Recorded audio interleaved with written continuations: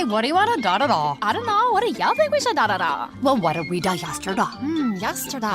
All the days feel like the same day these days. I know. Like, is today Monday or Tuesday? Today is Thursday. Oh no, I forgot to call my mom on her birthday. Oh no! No! These days, nothing is normal and everything is weird. But you could still save big when you switch to Progressive. That won't change. Not today or any day. Quote today at Progressive.com. Progressive Casualty Insurance Company and Affiliates.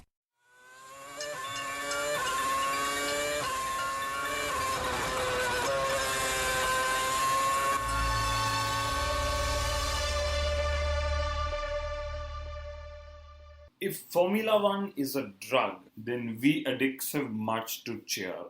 After almost no action, or rather after no action for nearly a month, we will now have 3 races in September, October and November.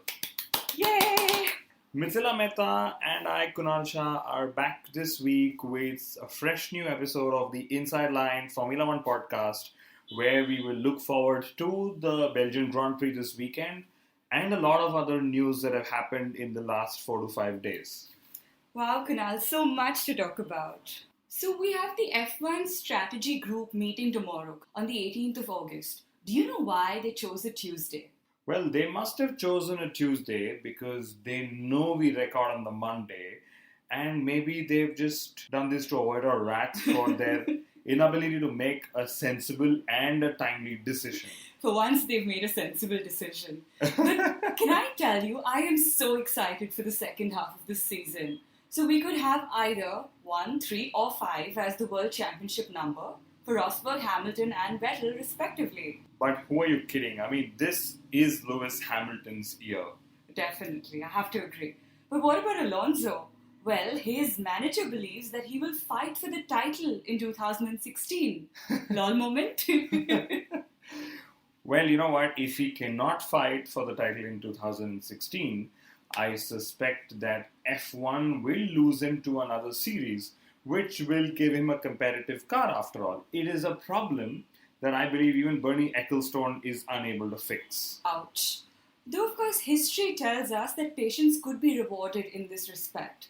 So the previous McLaren-Honda dominance took 5 years to cook. But here's some good news for Alonso. So Honda believes that their Spa upgrades could actually bring them on par with Ferrari in the race. Oh my. You're supposed to laugh. I'm actually a little dumbfounded. Right. You know, so Manor believes they're going to be as quick as McLaren, and McLaren believes that they are going to have an engine which is as quick as a Ferrari engine, which technically means that Manor could end up going really quick in Spa as well. On the podium. So Renault, will they finally make a decision? Will they stay? Will they go? Should they stay? If they go, Formula One could well become a Ferrari versus Mercedes championship with regard to engines. You know, I really love the fact that you have excluded Honda from this. Oh yes, them too. Yes, but should they join the list of teams? I think they should. Bernie's, after all, given them a welcome mat. He said, you know, if they join, there'll be an iconic status for them, which basically in this term means preferred payments. We all know the more the money, the faster you go. That's really the mantra in Formula One. However, that to me is a sad state of affairs. Ecclestone should be treating all teams equally. We've said this before, I say this again. Everyone should be treated equally. Absolutely. Ferrari will make a decision. Kimi Raikkonen. To stay, to go, well, I for one really hope he stays.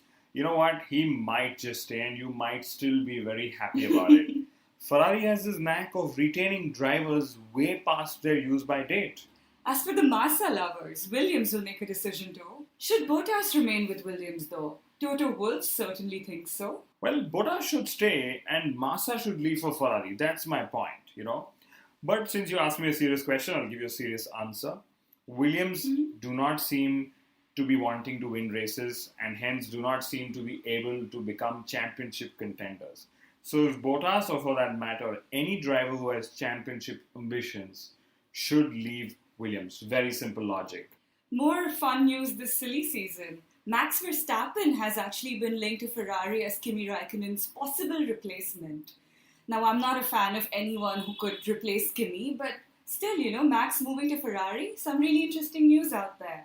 Yes, I wrote about it on my blog that Max Verstappen, really lucky, youthful, full of exuberance. He's been a revelation this year. He drives without pressure.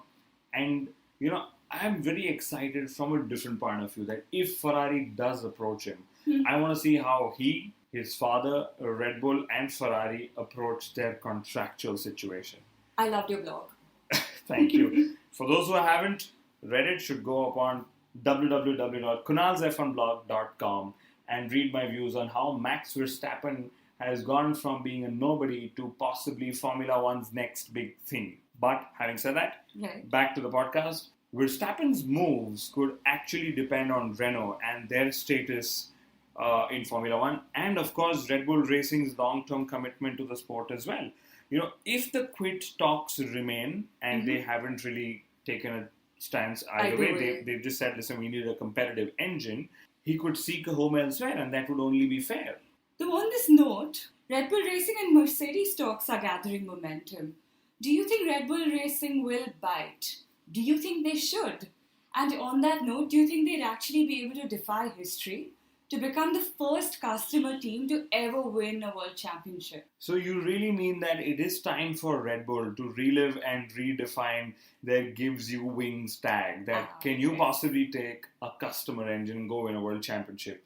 Maybe they should, maybe they could, you never know. But this would possibly be Ricciardo's and Kvyat's best shot to the title. It would be a realistic one because they'll have a competitive engine to go along with a really brilliantly designed Red Bull chassis. Okay? Right. And look at it this way. There is a reason why Red Bull would also prefer Mercedes over Ferrari. If you were to select one engine from the grid, why would you not select the fastest one out there? But do you think Mercedes would treat Red Bull equally? Well, I've had this discussion with a lot of fans, and when I say a discussion, I mean a very passionate discussion. So, yes, on paper, they will be treated equally, but the minute they start challenging the Mercedes cars at the front, a mysterious reliability-related upgrade could suddenly go down to their engine software, which will make them a little slow here and there. But why would Mercedes act this way? Well, to earn 20 million euros, you don't want to jeopardize some 220 million euros you spend on the works team. Well put. But yes, talking of money and budgets, Pirelli's Formula One investments are higher than that of Manor and just about equal to that of Sauber. Kunal, that's a staggering 100 million euros. So this includes expenses to manufacture and transport F1 tires around the globe, and of course the trackside advertising. That is exactly why Bernie Ecclestone prefers Pirelli to Michelin. I wonder why they don't actually run a racing team though, Pirelli. Maybe they know something we don't, and probably what the other midfield team owners don't, By the way, fans should know this, and so should you, that teams actually pay Pirelli to use their tires annually. Right. So that's an earning for them too. Good money. More on the money talk. So the Formula One budgets were out last week, and it was really scary and heartbreaking to note that the 10 teams on the grid spend nearly 2.6 billion euros in cash flow to operate the sport every year. That's a lot of money. Yeah, that's probably what Greece needed for a bailout, or probably 5 times more. I don't know. Give or take. But this is exactly why we need cost control in the sport. It's the need of the hour, or in Formula One terms, the need of the second. The FIA, though, they've saved 2 teams from the ruin. They've refused them entry to race in 2016. Wow. Kudos, FIA. Good job. Good policing. But, I feel bad for Manor because basis what tables have been made public in terms of revenue earnings, they have only €500,000 euros as sponsorship. Only $500,000? Only $500,000. Yeah. Here's another fun statistic. So half of Lotus's sponsorship is Pastor Maldonado. Maybe they should appoint him as their sponsorship manager. Well, from being a driver to being a sponsorship manager. It's a natural career progression. But something It happened to me. Well. But something very strange is up with Haas Racing. There's just too much noise about their driver signings. So there are reports that keep coming out in the press that they're in talks with 10 drivers. I mean, we didn't really think, did we, that 10 drivers could possibly line up to drive an untested and possibly absolutely incompetent car. That's true, but what I really wonder is if Vern Gutierrez, Rossi, and Hulkenberg are the 4 drivers they're talking to, who are the other 6? I didn't know there were 10 drivers available on the grid. The only other driver I can think of is Sutil. Maybe there is Kobayashi. Maybe there is Kovalainen wanting to make a comeback. And I can't think of many other names. Maybe it's just bad memory. But on to Spa. It's time we really talk of Spa. The one. No, wait. Before that, tell me, why do you think MotoGP could be better than Formula 1? Very simple. They have 2 wheels instead of 4. And the law of gravity makes it seem daredevilry. More badass. Well, you just wanted to use the word, I'm pretty sure. I love that word. They've also got Yamaha versus Honda versus Ducati. Manufacturers fighting is always fun. Of course. And they've got Laguna Seca. They've got the corkscrewed Laguna Seca. That one corner which is absolutely my favorite corner, maybe after Eau Rouge. Right. And they've got Rossi. You cannot take it away from MotoGP. They've got Rossi. And they might soon have Lewis Hamilton. This is maybe why they have a fan in Niki Lauda. It's probably because of Hamilton's interest in the sport why Lauda landed up at the Czech Republic Grand Prix last weekend. I'm sure it is. Anyway. Okay, but now really time for Spa. We've got Eau Rouge, Pouhon, Blanchimont. We've got the bus stop chicane. It's actually my dream to drive a single-seater at Spa someday. I know it's your favorite circuit, but dreams aside, reality will strike soon and the teams will line up on the starting grid at Spa, and they have a new sporting regulation to deal with.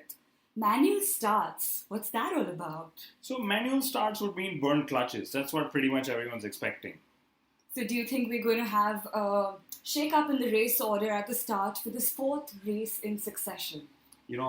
I do suspect, and I won't be surprised if Mercedes has spent much of their shutdown time scratching their heads to correct their start procedures. They've just failed to get it right. But do you think this would make the predictions for the race difficult?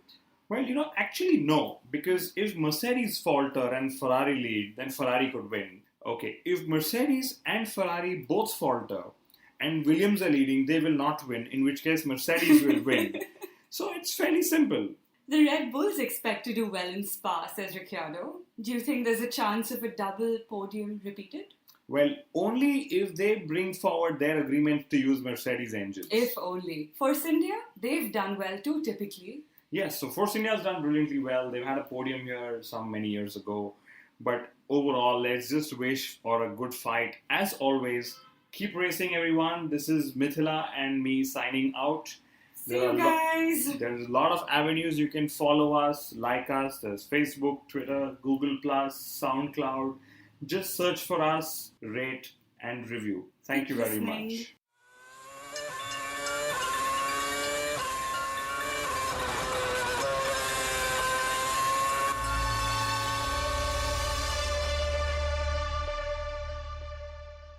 Good afternoon. Would you like to try a free sample of our double fudge brownie? Oh, sure.